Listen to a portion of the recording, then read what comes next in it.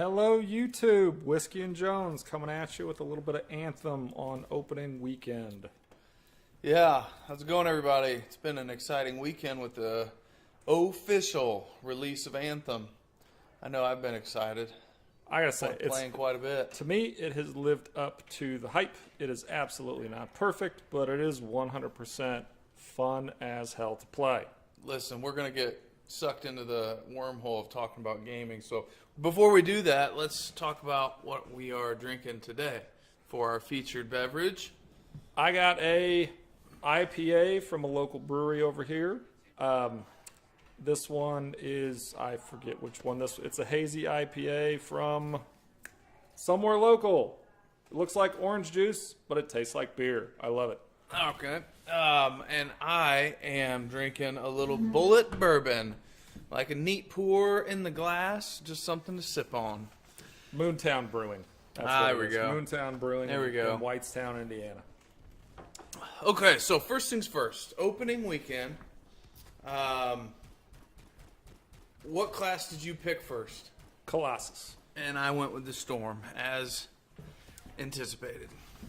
So what we're going to talk about today is a couple things that we wish, now that we're each, 10, 12 hours into it, Yeah, something like that. a couple things we wish we realized or knew before we actually started that we didn't really figure out in the demo. Right. So this would be for all of you players out there, or maybe people that are just getting started or wondering, how's this game? Because, I know a lot of people will choose to kind of wait and see how it goes before they invest. And especially let some of the early kinks get worked out. Which I would say, honestly, there's a few crashes here and there, and there's some loading screens, but the opening day patch really... Overall, that opening day patch solved the vast majority of the Yeah, I issues. mean, I thought it's been a smooth opening weekend. I mean, I've had a couple crashes, but you just jump right back in. It's not that big a deal. Yeah. Okay, so... Item number one. Yep. So the first thing I would say is do not worry at all about which javelin you choose, and you're not going to be able to get to the next one, for a very long time. Getting your second javelin is really, really quick. Right. So that's a great point, because so many people talk about what javelin should you choose. We even did a video about that. Man, if we knew how to put the link in the video, I'd say click that link right there and go back and watch it. But anyway, the cool thing is not only do you unlock the second one really fast, it's like level 8, but this is a game where, unlike some of the others and your second class, the javelin's just a suit that once you unlock it, you can hop in and play with it at any time, and your level is based off of your pilot. So you're not starting from scratch like in Right. Destiny. So- you're not redoing the same crappy content that you just got through just to level up your Right. second javelin. Right. Yeah, so because when I hopped on and played the Colossus for the first time with you, I was going in there with, level 1 gear, and after the first mission, I had level blue, or a blue level 20 items Yeah. that came to me. So, all you have to do is hop in some low-level stuff to gear up quickly, and you're off and running. So don't worry about it. Just pick what looks fun, and you'll be able to choose another one if you want to experiment with all of them. And I suggest you do. Yep. Item number 2, getting around faster for as long as you can while flying. Thing you need to realize is don't just go way high because it looks cool. Go close to water. Fly through waterfalls. If you see mist, fly through it. It cools your stuff down. As a Colossus starting out, I didn't realize any of that stuff. And honestly, a Colossus overheats super, super fast compared to a Storm or one of the other ones. So I was overheating a ton at the beginning until finally I realized, just fly really close to the water that's there. And it's everywhere, and it cools you off a whole bunch. Right. So here's another thing, too, and it makes sense, and it's kind of neat that they actually went into this depth with the flying. When you fly upwards, your heat level rises faster. When you descend, and especially if you go straight down, it cools you off. Yeah. So anytime you're climbing, so you got to think about that too. Like, if you're doing one of those deals where you got to go in this little cavity or cave that's like halfway up the mountain, and you're already kind of warm, and you climb upwards, you're going to overheat quickly. But, you know, in the gameplay right here, you see some waterfalls off there to the right, and there was mist on them. If you fly through that mist, it will completely cool your jets and actually not even build up for like 10 seconds. But then just hovering over water will slowly cool them or prevent you from building up additional heat. So see here, like I clipped the water and actually just laying in the water, but that's just because I'm not a Close pro. enough. Yeah. Item number 3, primers versus detonators. Took me a little while to get it because in the demo, you know, yeah, you saw combos, especially when you were playing with other people. You'd see some random things flying around. But there are actually little symbols on your GUI down in the bottom right-hand corner on your, you know, double L1 R1 on your L1 and on your R1 that tells you which one of these things are primers and detonators. And I believe the primer looks like It just looks like with a dot. Yep, it looks like a little circle with a dot. You can see it there under that ice sphere looking thing on my the second attack next to my wind wall. Up there in the corner, the little circle icon means that's the primer. And then the melee ability, as well as the fireball looking symbol that's got it looks like an explosion or a little webbing in the upper right hand corner, that is your detonator. So that symbol shows up here on your screen as you're playing, but it also shows up when you're in the forge looking at the item. It'll either have one of those or it'll have nothing, which means it's not a detonator or a primer. But that's really important, and I don't know if this is true for all classes, but when you choose different abilities, it's not always the right bumper or the left bumper.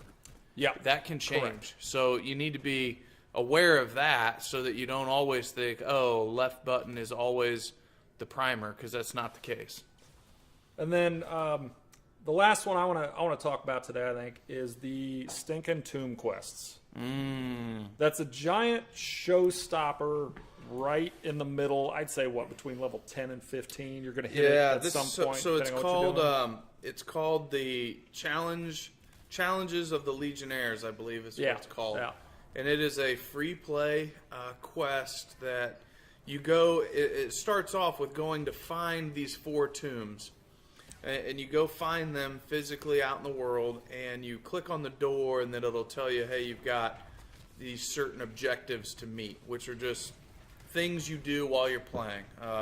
Melee kills, multi-kills, grabbing chests, completing world events, what else? Reviving other javelins. Yeah. But the one thing you need to realize is the story mission basically stops until you complete that. You don't advance in the story mission, even though it seems like something kind of stupid. Yeah. It's something you just got to jump into a free play. It goes a heck of a lot faster if you have a group in free play, and grind it out. Right. It's just, and really, I think it's not even that bad. It's just if you don't know that that's a gatekeeper quest, like I didn't, I was doing everything except for that because I honestly thought, oh, it's a free play thing. That means it's an extra. It's a side mission. I'll do it whenever. Exactly. Or I'll let it happen when it happens, kind of thing. So, for example, as a storm, you're always hovering. I don't ever melee people. Right. And so for me to get 50 melee kills, once I realized I couldn't progress the game, I had no other quest except for that. And I'm like, oh, I've got to go get melee kills now. Yeah. Whereas for me as a Colossus, I'm just sitting there putting my shield down, just beating the hell out of everything. As soon as I got the quest, that part was basically done for me. But it even took me a second to get through the menu structure to finally realize that there's a place you can go that tells you how far along in the quest with each one of those little nitty-gritty details that there are, which honestly that helps a ton too. Simply because you can go check to see what you have left as opposed to just blindly doing stuff. Yep. And for our 12 YouTube subscribers, that is, you press the options button on your controller, you go to challenges, you go to free play, and then you will see the quest in there. And you click on it and then scroll over to each of the tombs, and voila, it'll show you what you got to do. So that's a good one to just know that it's there. Know that it's a gatekeeper quest, that you need to think about all of those objectives as you're going through the regular story and side missions, because you can accomplish those goals and tasks as you're doing some of the side missions. Yep. And it'll just make it go a lot faster. And then, obviously, the rest of the storyline picks up and goes from there. Yeah, and definitely on chests, I would say the key to chests is just do the public events. Oh yeah, the world events out there. There's a chest at the end of every one. If you're going solo, it's a little bit more rough. But if you have a coordinated team, they go super fast. Yeah, or if you got a group and you're level 10 or whatever or above, go do the stronghold because it's fun and you get multiple chests. Yeah, you end up with three chests with the stronghold, which I was in a group last night, a well-coordinated group. We got through that first stronghold with the big spider guy, 30 minutes or less, and honestly, in normal difficulty, it was super easy. We're going to jack it up to hard and see how bad it is on hard tonight, maybe. Yeah. All right, guys. Anything else? I think that's it. Yep. So we'll put out some more videos. Subscribe. Stay tuned. But definitely, as we get more into the game, we'll give our thoughts on some of the classes, some of the elements and their effectiveness, maybe. Whoever number 13 is, I'm going to give him a wooden nickel. There you go. Honestly, I mean, 13. Hit the button quickly. You get number 13 subscriber. Oh, that's some serious stuff going down. All right, guys. Thanks. We'll see you on the next one.